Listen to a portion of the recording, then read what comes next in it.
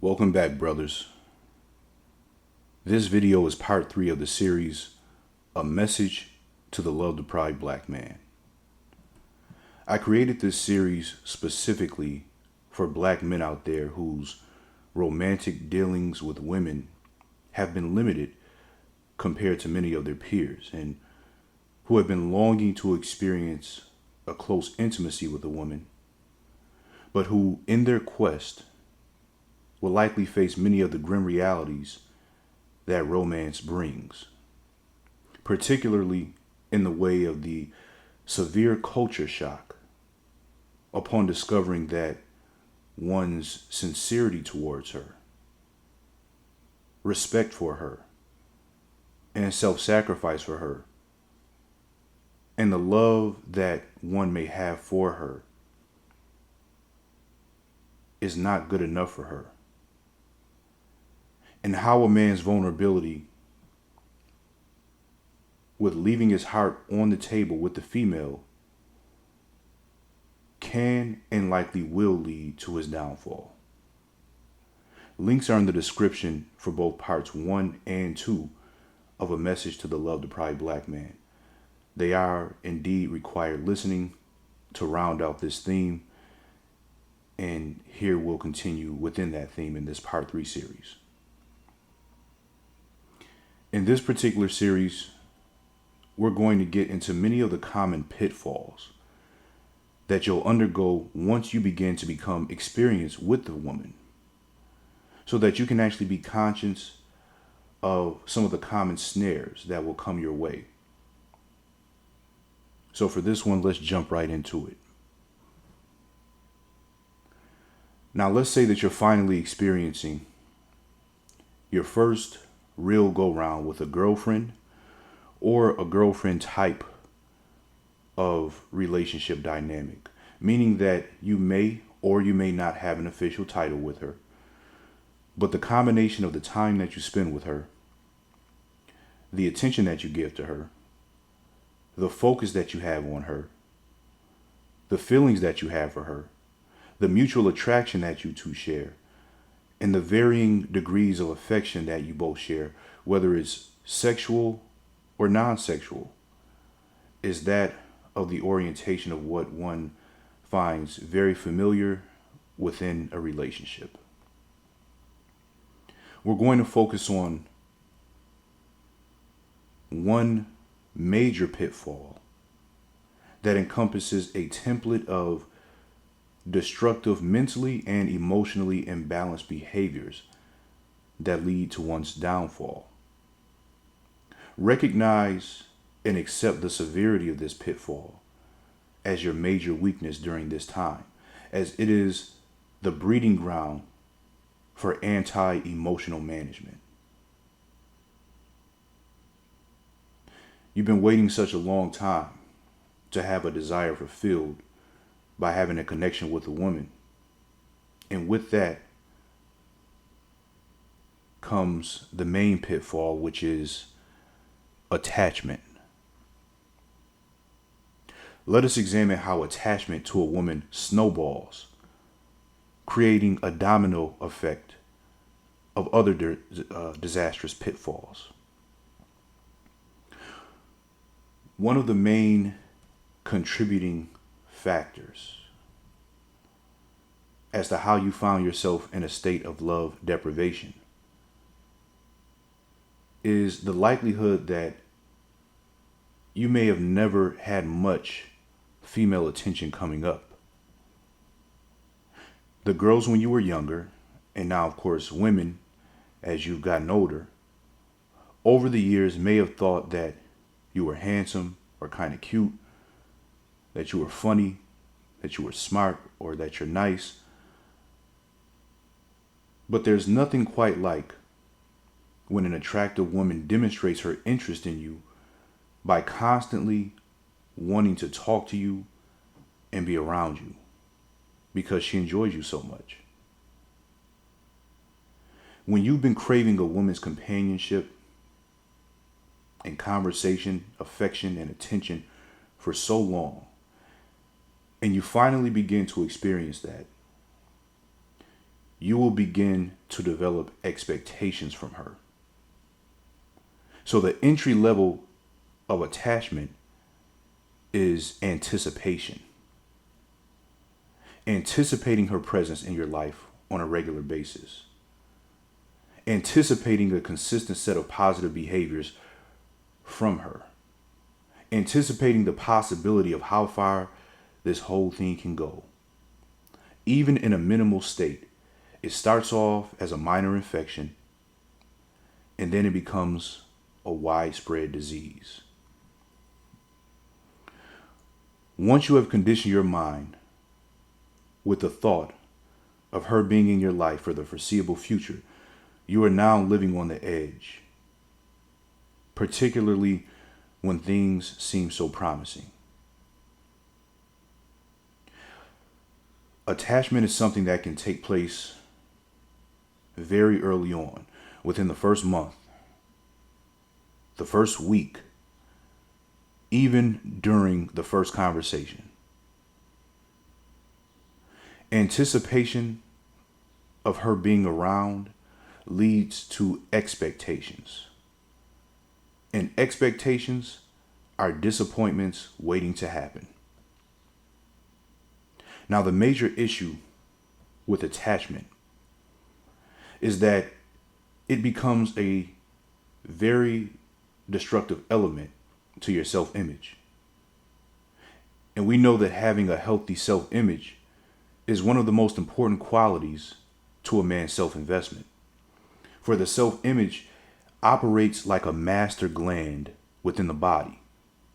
And that gland is responsible for producing what is necessary for all of the other systems of the body to function properly. And one of the main issues with being attached to a woman is that your attachment often comes as a result of a fear of loss of a connection with her, which in turn breeds being dependent on her. This idea that all of her attention, all of her affections, all of her interests, that they belong to you exclusively, and the fear of there being any interference with that, the fear of her possibly one day leaving you, the fear that she may spread those things elsewhere to other men. It litters and it toxifies this master gland of the mind known as the self-image, because you'll operate from a place of scarcity, low confidence, disorganization, and mental and emotional instability. But we know that when you finally get that experience that you've been wanting after all these years, all these decades, you'll voluntarily throw caution to the wind, partly because you want to be attached. Because you embrace the idea of your emotional dependency being a demonstration of your sincerity.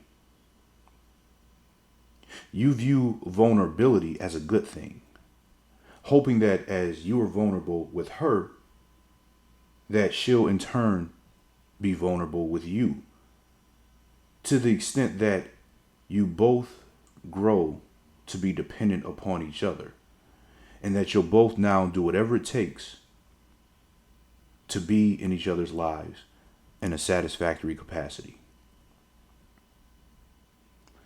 Gentlemen, sometimes we must become sick before we can become well again. And we are indeed sick when we operate in an attached state with the female.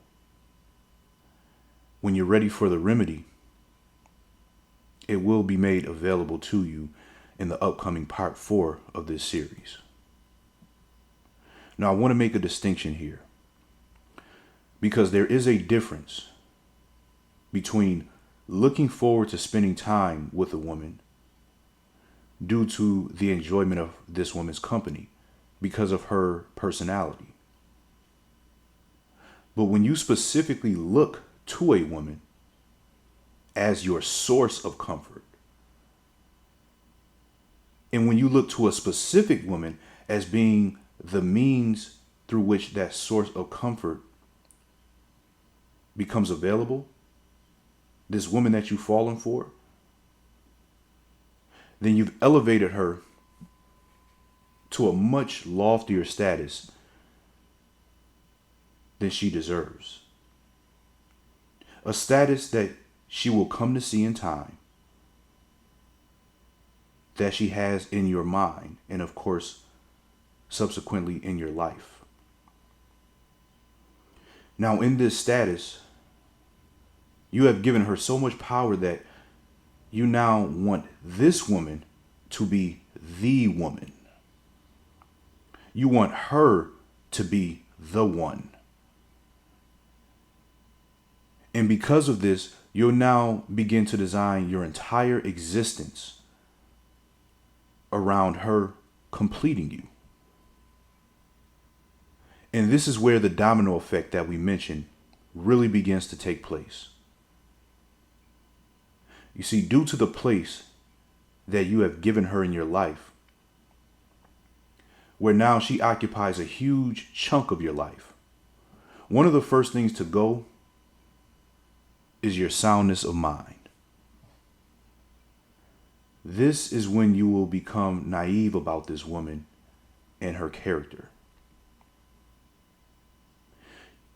You place such great importance in seeing her in a certain way, in a certain light. And you have taken such comfort in there being no reason for the two of you to ever depart from each other, thinking that at the absolute least, you got a friend for life. And this type of belief makes you so wet behind the ears about this woman.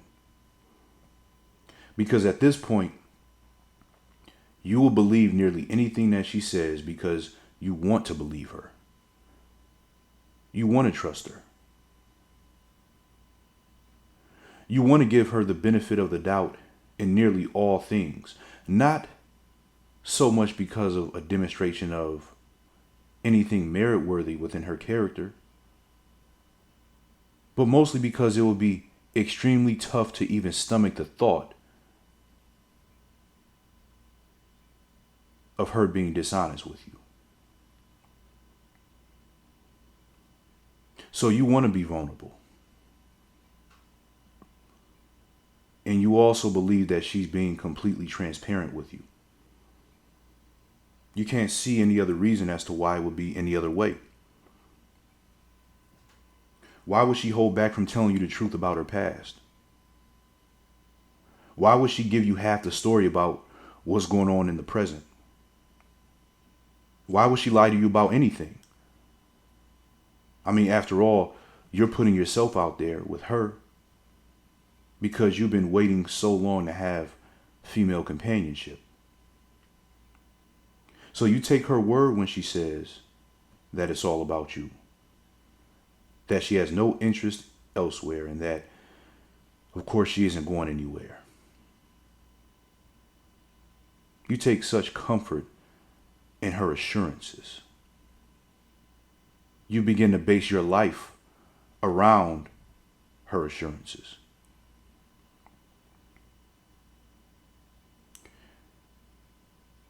See, when she tells you about what happened with the last 3 guys that she was involved with, you cannot see that it was her attitude, her behaviors that were largely contributing factors.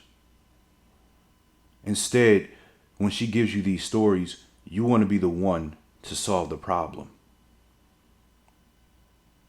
You want to be the one to fix it. But the problem is her in large part. For just like in any other area of life where one experiences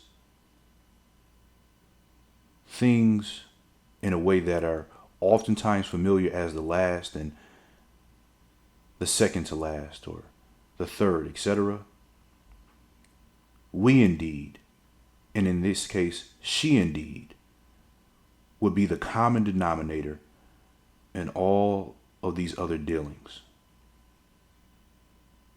But you're in a state of love deprivation.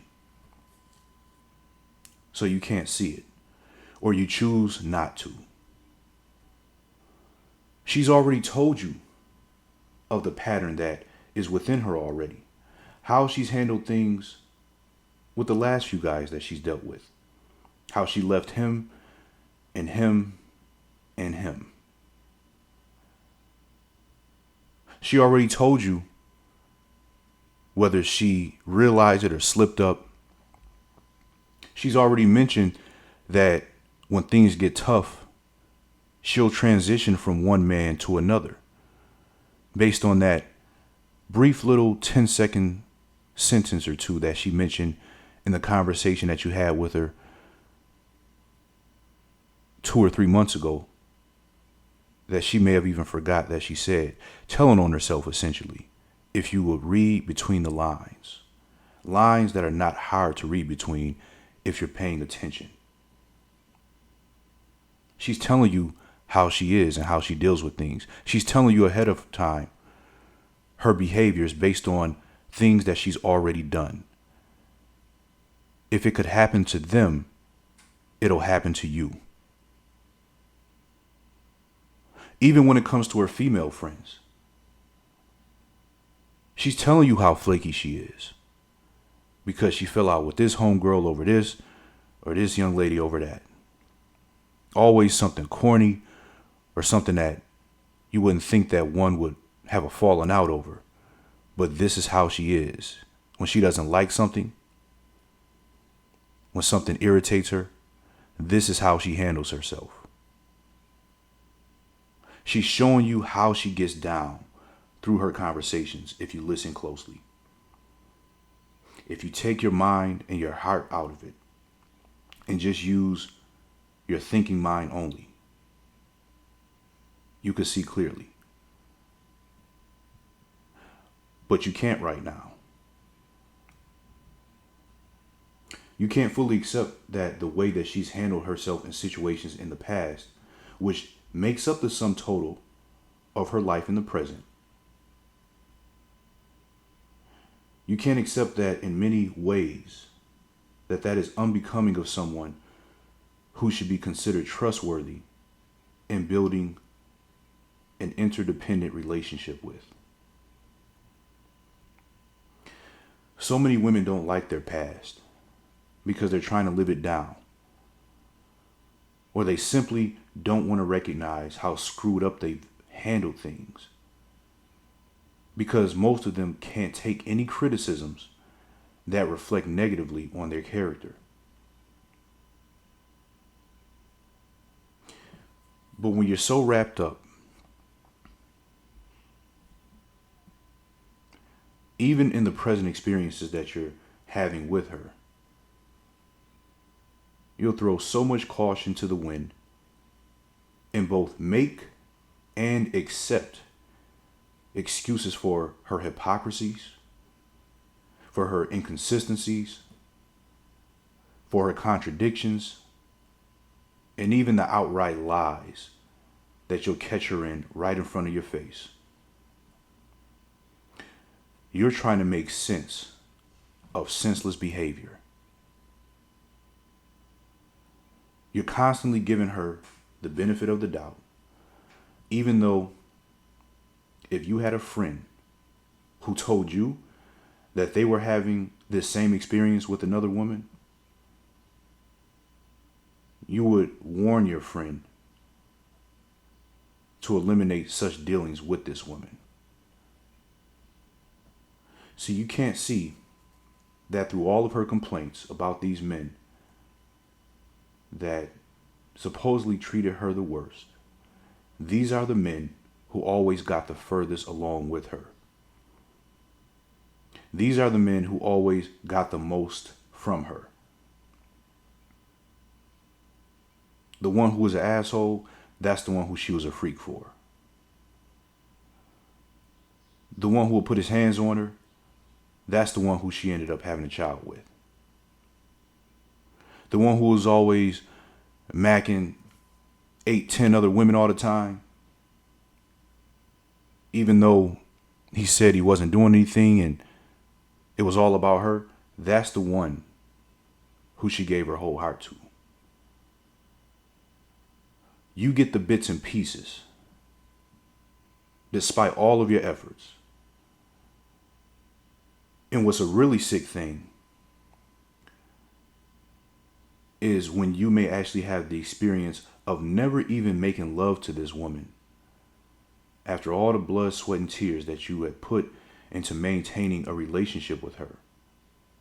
At the very least, a very close bond, a good, tight-knit friendship with romance involved that can grow into something more. You put forth all of these sacrifices. And the thing that you've been trying to build to have sacred between you and her,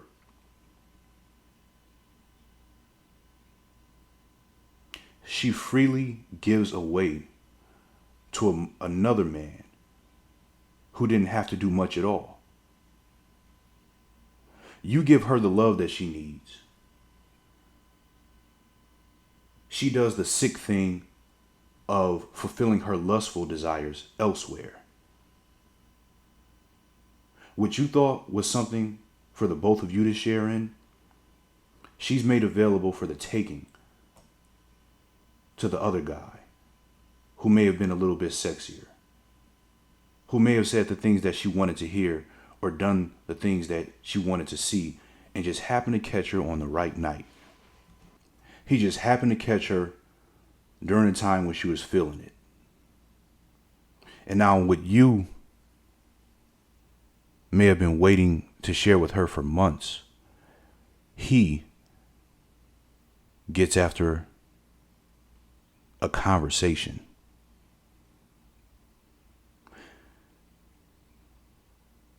She's keeping you around for the attention, for the emotional support, and for the nights out on the town. But she experiences her carnal gratifications elsewhere.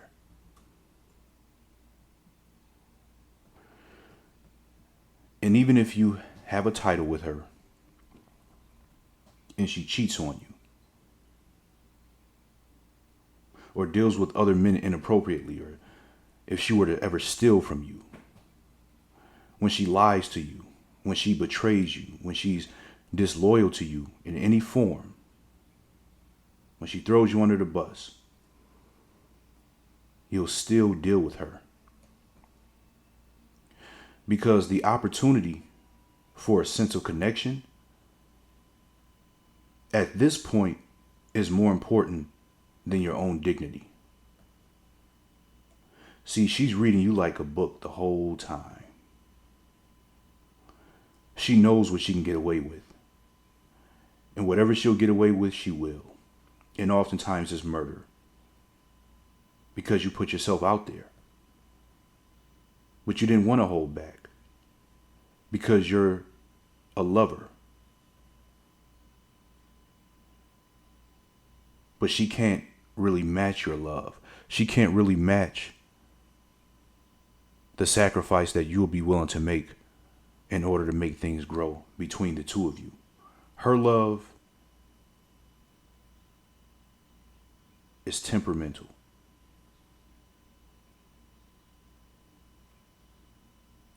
Very much so conditional. Very rarely, if ever, based on any sort of a principle. Usually always based on emotions and behaviors. But of course, because you let yourself be so vulnerable, she know that she has you in check. Now you're a prisoner on a short leash, scared to do or say anything that could result in her walking away from you, even though she's already demonstrated that she's done it already to you. But you're scared of her leaving completely. You're afraid of never hearing from her again. You're afraid of her sense of friendship that she gives you, departing from you. She knows this and she takes advantage of it. Because more than being involved with you, brothers, I want to tell you, she desires knowing that she has conquered you.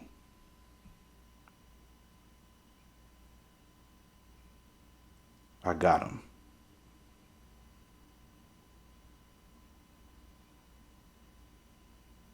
That's where her comfort comes in.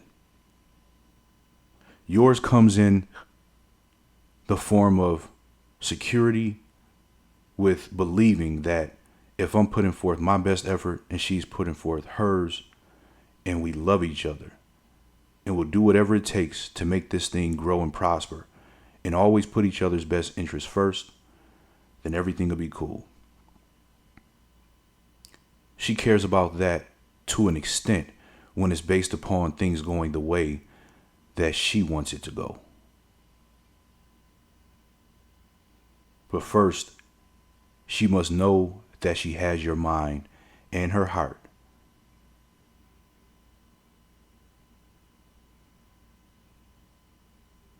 She must know that she has your mind and your heart, rather. Because that's where the control lies for her.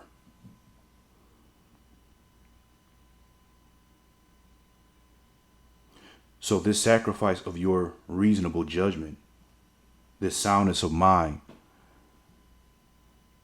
is going to indeed rot away when you're dealing with this woman, whether it's the first time around or maybe the first 2 to 3 experiences that you're having, because you have been in such a love deprived state for so long. And that leads to us bringing attention to another pitfall for you, which is the deterioration of your focus. Your pursuits that you had before you started dealing with her, your job or career, your interests, your hobbies, they all may fall to the wayside to varying degrees. They'll all suffer in progress and in productivity. This is largely because her being in your life occupies most of the thoughts that take place within your mind. So you'll be distracted at work. You see that instead of this woman serving as a muse who can inspire you to great heights creatively, she'll end up being a drain to your creativity. Expect for a time that the quality of your work will take a serious hit, as nearly all of your attention span is based around her, completely unbalanced and at a disproportionate amount. But as someone who has been wanting this dynamic with a woman for so long, you'll make this sacrifice both consciously and subconsciously.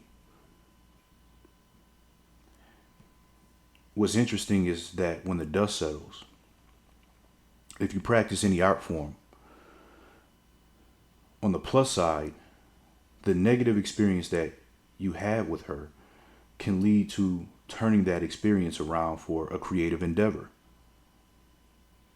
As a writer, she may become a character in one of your works, or she may end up being the inspiration behind lyrics to a song. The experience with her may help you to help other brothers out there to avoid many of the pitfalls and traps and to be on the lookout, much like I'm doing right here within this series and sharing with you.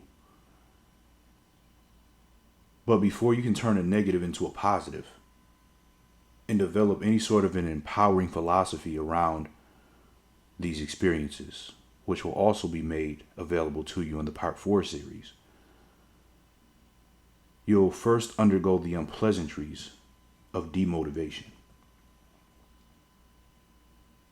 One of the reasons for the deterioration of your focus will be when she becomes contentious with you, stirring up trouble, the drama, the arguments, playing the mind games, being inconsistent with her behavior, being unpredictable, the constant changes, the constant mood swings, the ups, the downs, the left and the rights, the back and forth, the saying one thing, doing another, flip-flopping every other day, every other week. You'll be spending so much time trying to figure out what's wrong. But the truth is that she's too messed up, and she was like that before you even got involved with her. She was already all over the place. But as you try to be her Captain Save-'em, you'll sacrifice your own quality of living in the process. So you get to be the sacrificial lamb to her ever-changing emotions, and this, in the end, is a thankless job when it's all said and done. This energy that you're investing into settling the chaos that she brings into your life, trying to always smooth things out, trying to always keep things cool, all of that energy could have been used towards something that could have given you a much greater yield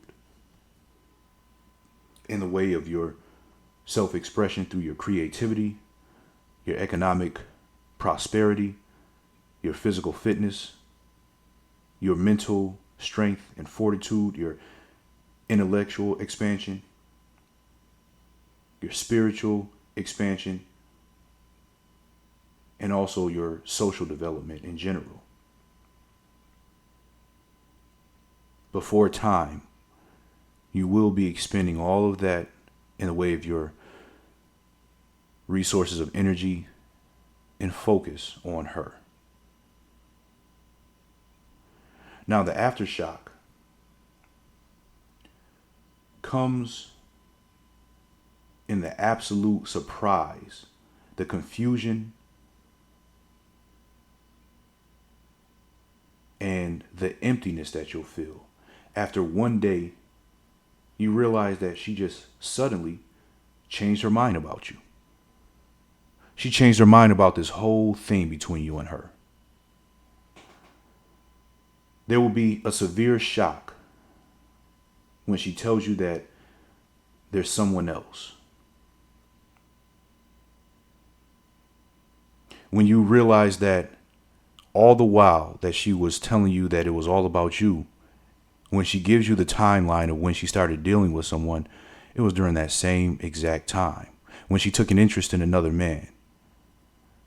So you mean to tell me when we were spending time, took you to dinner and you came over and we watched the movie and exchanging I love yous, you mean a week before then, you had already started dealing with some other guy in some capacity, whether it be messages on social media, whether it be texting, whether it be just an idea in her head that she is not completely closed off to? You mean to tell me after all that, all this time, you already started to move away from me? And it'll manifest itself because she's going to have a change in attitude towards you. This is after you've developed the majority of your life around her. She'll eventually come to resent you. Everything that she used to like, she'll begin to complain about. And she never told you that she was feeling this way the whole time. But she'll often make it seem as though she was giving you hints along the way. But her hints will be contradictory because just like she'll tell you something, maybe in brief, that she doesn't really particularly enjoy, she'll also demonstrate just the opposite by reassuring you that she wants to be with you. But eventually, she'll use that as her reason for saying that all of these little things lead to one thing of her simply having the justification of not wanting you, not liking you, not being into you anymore, and simply not loving you. You even ask why she didn't bring them up in a much more serious way if they were issues that could change anything between you and her for the worse. And that's because she didn't want to. Because she still had to weigh her options. She still had to see what was out there. She still had to see where she was going to put you, while you had already decided where you were going to put her, which was first. She was assessing how much she would choose to accept in comparison to how much of a void that you were filling. And if the void that you were filling didn't match, she walks away.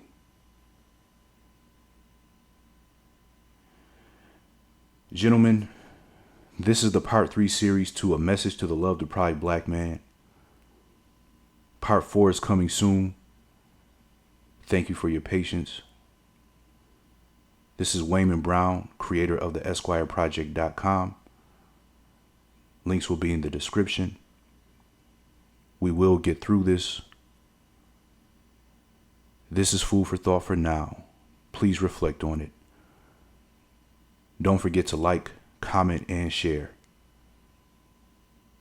And may wisdom be with you.